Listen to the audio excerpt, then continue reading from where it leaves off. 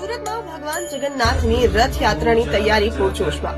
ત્યારે દર વર્ષે લંકા વિજય હનુમાન મંદિર ખાતે અષાઢી બીજના દિવસે ભગવાન જગન્નાથની રથયાત્રા નીકળે છે. ભગવાન જગન્નાથ બહેન સુભદ્રા અને ભાઈ બળભદ્ર સાથે નગરચર્યા પર નીકળે છે. ત્યારે આ તકે 108 નદીઓના નીર સાથે ભગવાનને સ્નાન કરાવવામાં આવ્યું હતું. जगन्नाथ लोकनाथ नीलाद्रीश परहरि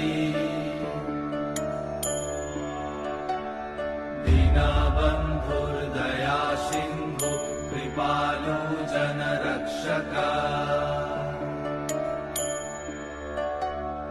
कंबुपानी चक्रपानी એવું કહેવાય છે કે જળાભિષેક બાદ ભગવાન બીમાર પડી જાય છે.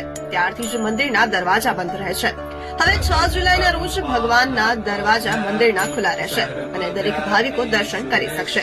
અને 7 જુલાઈના રોજ ભગવાન બહેન અને ભાઈ સાથે નગરચર્યા પર નીકળશે.